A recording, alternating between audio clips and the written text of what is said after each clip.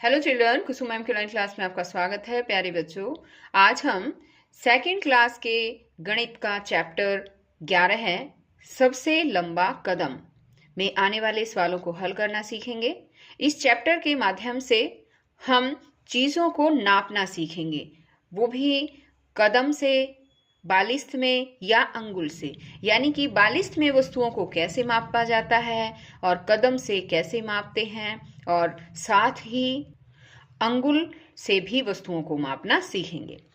Video को शुरू से लेकर अंत तक पूरी देखें, और अगर आपको वीडियो अच्छी लगे तो इसे लाइक भी करें, अपने दोस्तों के साथ शेयर भी करें।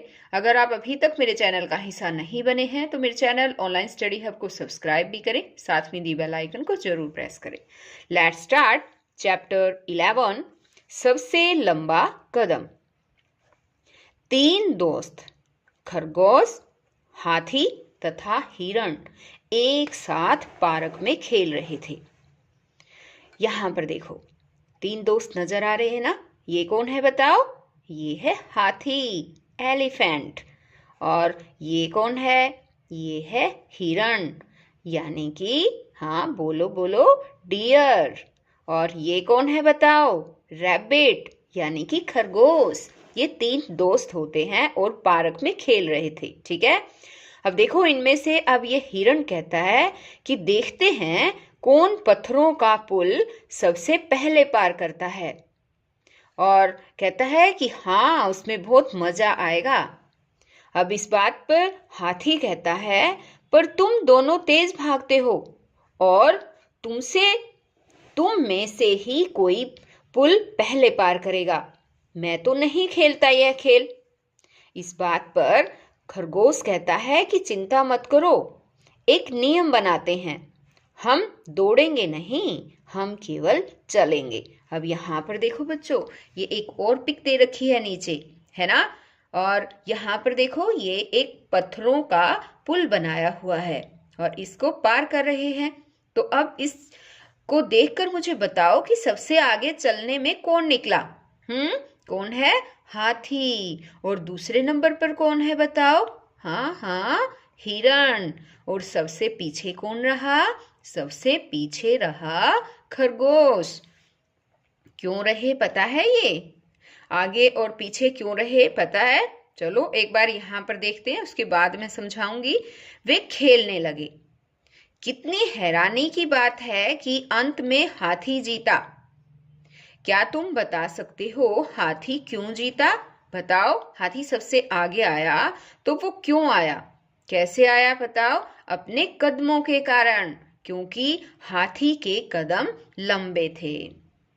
तो देखिए, हमने लिख भी दिया है, क्योंकि हाथी के कदम लंबे थे इसीलिए हाथी जीत पाया।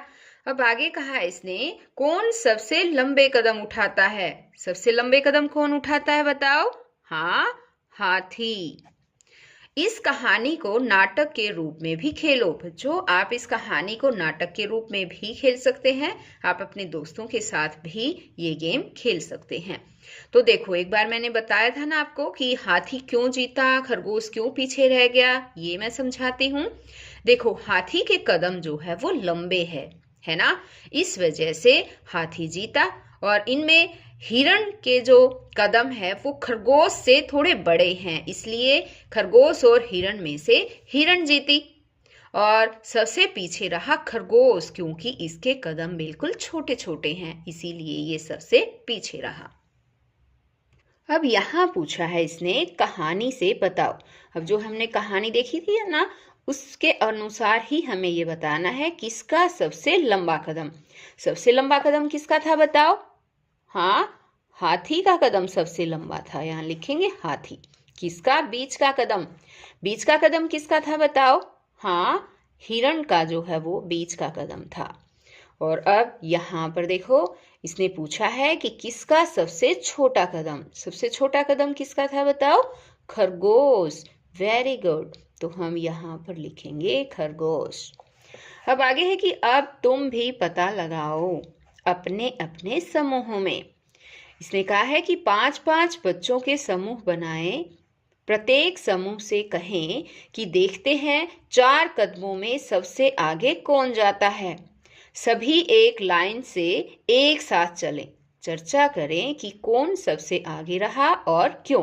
तो ये काम तो बच्चों आपको अपनी कक्षा में ही करना है। आपके टीचर्स आपसे ये सब एक्टिविटी करवा सकते हैं।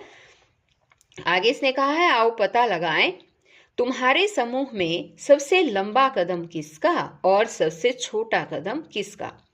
एक कदम माप कर देखें। इसका पता बालिस्त से या लाइन खींचकर भी लगा सकते हैं। अब यहाँ पर देखो बच्चों, इस तरह से एक लाइन खींची जा सकती है और कदमों से जो है वो पता लगाया जा सकता है कि किसका कदम सबसे बड़ा है, लंबा है और किसका सबसे छोटा है। यानी कि हमें कैसे पता चलेगा कि जो भी सबसे आगे आएगा उसका सबसे लंबा कदम होगा और जो सबसे पीछे रहेगा उसका छोटा कदम जो है होगा। यहाँ पर देखो लिख रखा है सबसे लंबा कदम किसका। यहाँ देखो ये लड़का जो है ये लंबा है इनसे, है ना, लंबाई इसकी ज्यादा है तो इसके कदम भी लंबे लंबे होंगे। तो ये जो है सबसे लंबा कदम इसी का होगा। ठीक है।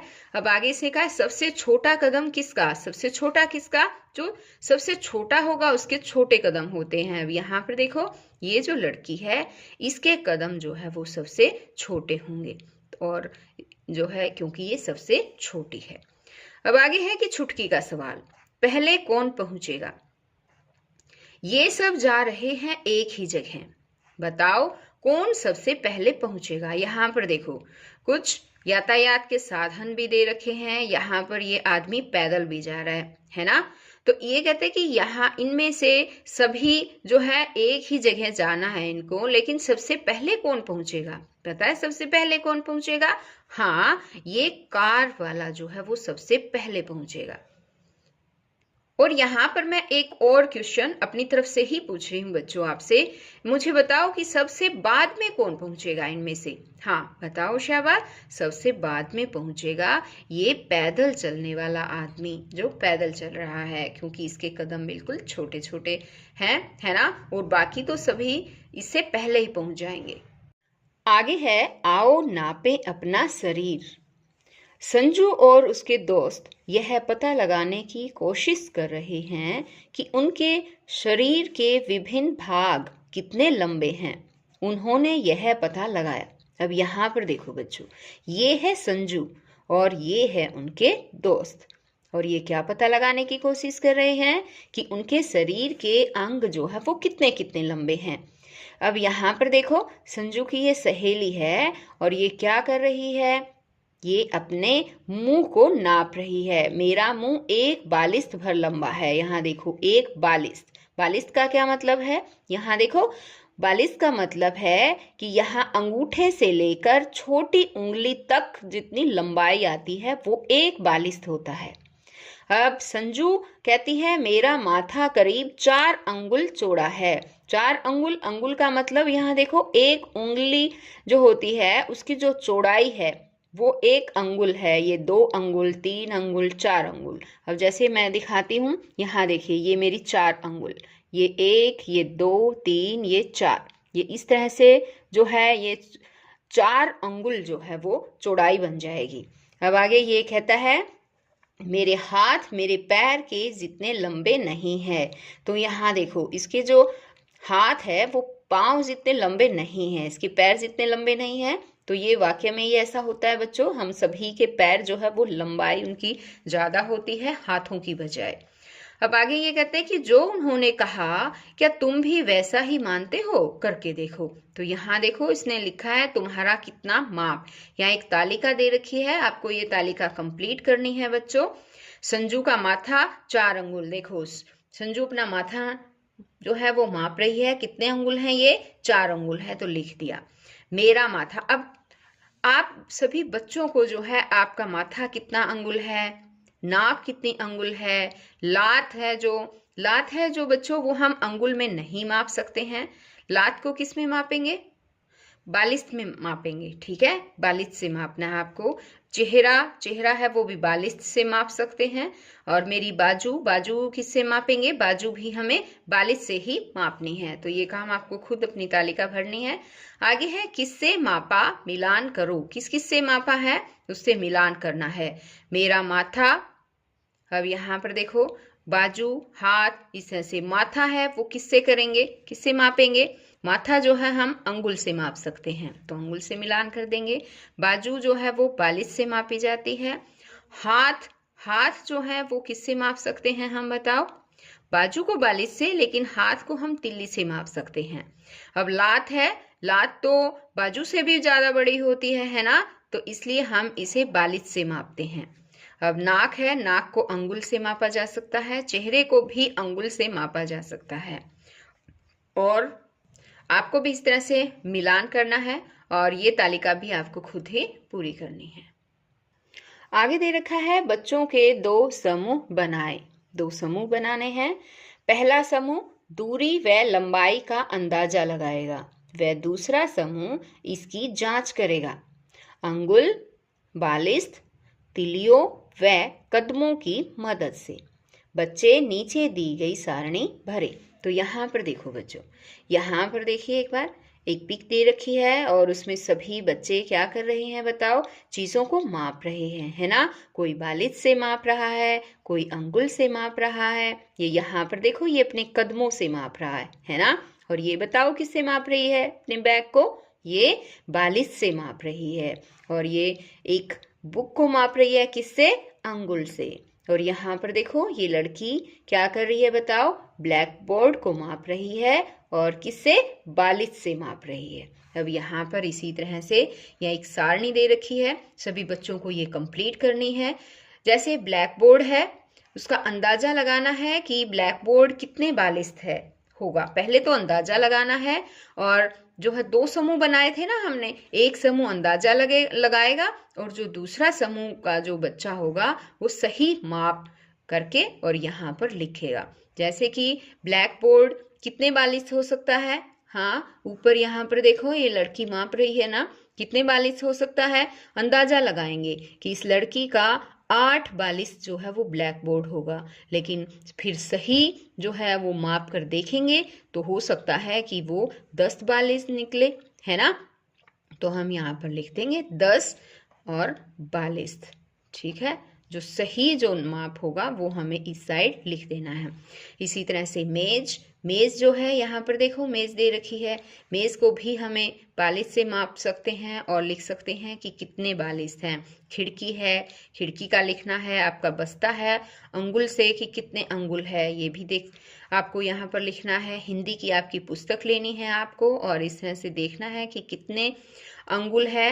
अंगुल से मापो तो अंगुल से भी माप सकते हैं, बालिश से मापना चाहो तो बालिश से भी, और जिससे भी आप मापें आपको लिखना है।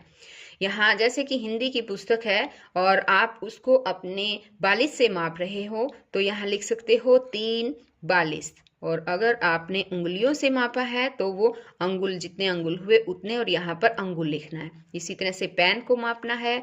कमरे की सामने वाली दीवार कितने कदम की है वो कदमों से मापना है। पेंसिल है, जैसे पेंसिल को अंगुल से माप के और आपको लिखना है।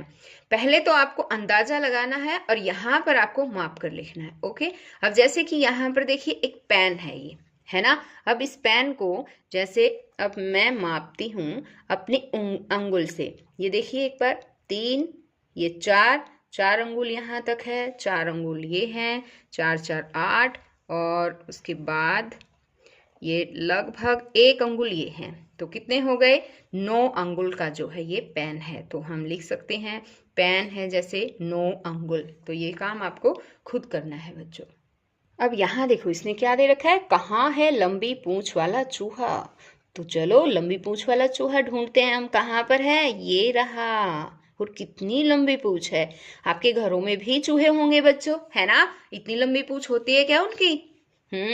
नहीं होती, कोई बात नहीं, लेकिन यहाँ पर देखो कितनी लंबी पूंछ है ना। अब यहाँ देखो एक बिल्ली भी दे रखी है और एक कटोरा दूध दे रखा है ना। नीचे दे रखे हैं कुछ सवाल और इन सवालों को हल करेंगे। अब देखो पहला सवाल इसने पूछा है, अंगुल से चूहे तथा दूध के बीच की दूरी का पता लगाओ। तो अंगुल से लगाना है, चूहे और ये दूध, इनके बीच की दूरी कितनी है? देखो अंगुल से लगाएंगे हम पता, ये है 3 अंगुल, लगभग 3 अंगुल है ना। और यहाँ लिखेंगे 3 अंगुल। और आपकी हो सकता है 4 अंगुल आ जाए। तो आपको आपके जितने भी अंगुल आए वो आपको यहाँ पर लिखना है। अब आगे है बिल्ली चूहे से कितनी दूर है। बिल्ली, यहाँ देखो ये रही बिल्ली, ये है चूहा, कितनी दूर है बताओ। अंगुल से ही बताना है ये भी। बताओ कितने अंगुल है। ये ऐसे रखेंगे तो ये 4 है ना, 4 अंगुल। तो हम यहाँ लिखेंगे 4 अंगुल। अब है बिल्ली दूध से कितनी दूर है। ये है बिल्ली, ये है दूध। चलो अंगुल से पता लगा लेते हैं। ये तो भाई 3 अंगुल, लगभग 3 से हल्का सा ज्यादा है, तो हम इसे 3 अंगुल ही लिखेंगे। ठीक है, 4 तो है नहीं, 3 अंगुल। अब है बिल्ली सबसे पहले किसके पास पहुंचेगी, चूहे या दूध के कटोरे के पास। किसके पास पहुंचेगी बताओ। बिल्ली के पास जो है ज्यादा नजदीक जो है वो दूध होगा, और चूहा थोड़ा दूर है, लेकिन ये दूध जो है वो थोड़ा नजदीक है ना।